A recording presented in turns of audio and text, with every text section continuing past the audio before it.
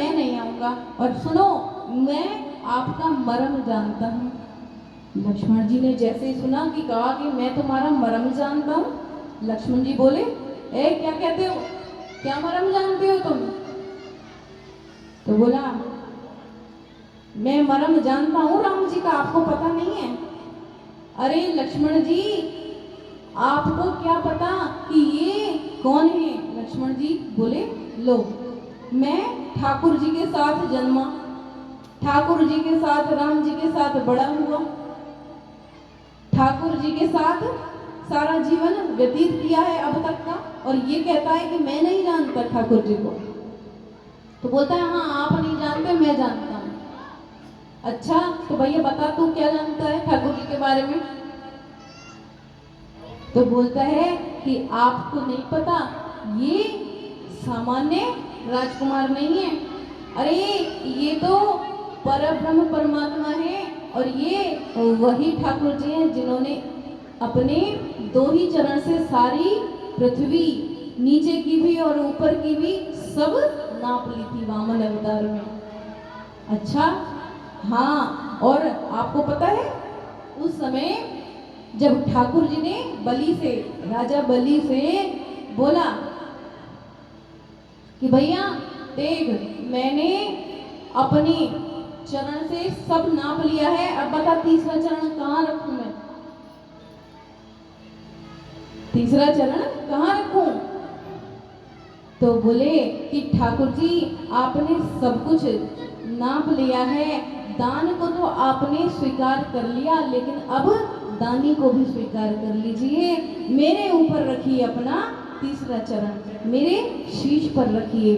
और जो ठाकुर जी ने तीसरा चरण बलि के शीश पर रखा तो बलि पाताल में चले गए, और तब से फिर पाताल के ही राजा बने। भगवान ने कहा, अब से तुम यहीं अपना राज्य भोगोगे। प्रेम से कहिए जय श्री राम। तो बोलता है, तो ये वही भगवान है। अच्छा तो फिर तू नाव क्यों नहीं लाता है? बोले, मैं नाव तो ले आऊं, लेकिन मुझे अभी डर है, भय है। अच्छा अब तुझे काय का डर? तो बोलता है, भगवान के चरणों में थोड़ा जादू टोना लगा हुआ है। क्यों?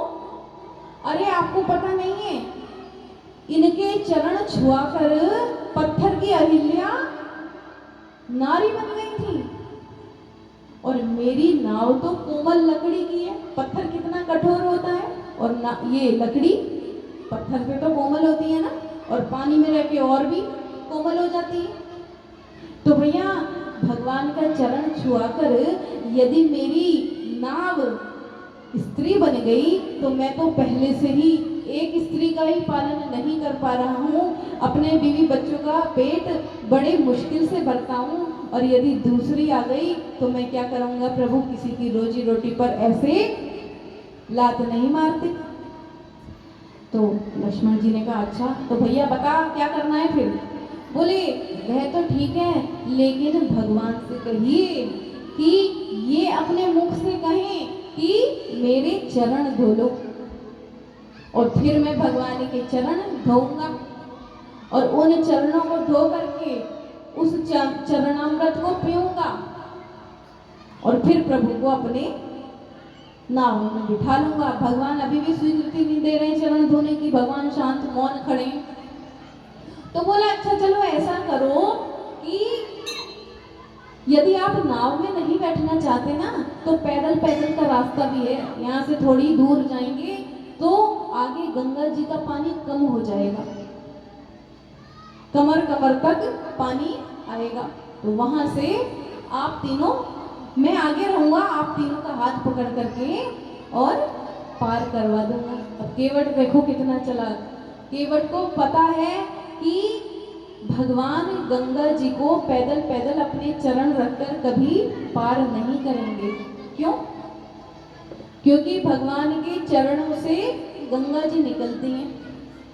चरणों से निकली गंगा प्यारी, चरणों से निकली गंगा प्यारी, चरणों से निकली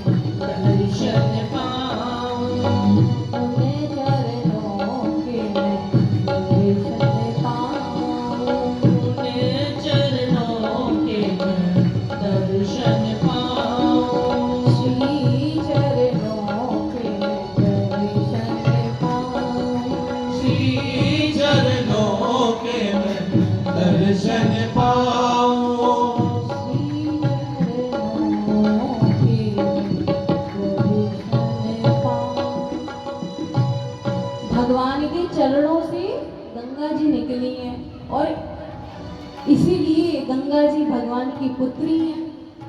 तो कोई भी पिता अपनी पुत्री को अपने चरणों से पार उल्लंघता नहीं है। तो इसलिए इसको पता है कि भगवान कभी भी गंगा जी पैदल पार करने वाले नहीं हैं। तो युक्ति वही बताओ जो ठाकुर जी कर ही ना पाए, और यह भी हो जाएगा कि भाई हमने कोई ऑप्शन नहीं रखा।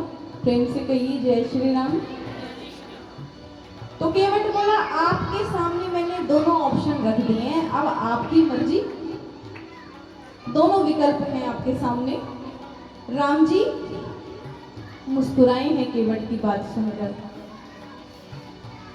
केवट की बात सुनकर भगवान जब मुस्कुराए तो समझ गया अब प्रभु आदेश दे देंगे।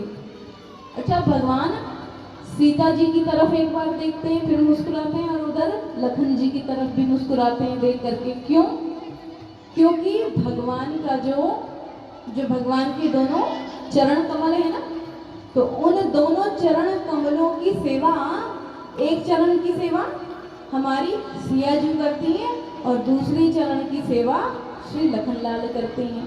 प्रेम से कहिए जय श्री राम।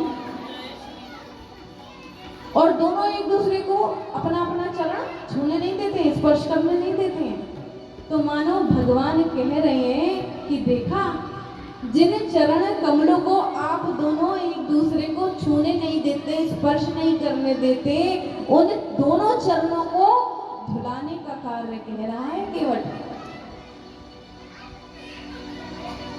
तो भगवान ने कहा अच्छा ठीक है, कर जो भी करना है सोई करो, जोई तब नाव न जाई। अरे केवट, जिस प्रकार से तुम्हारी नाव न जाए तुम वही करो।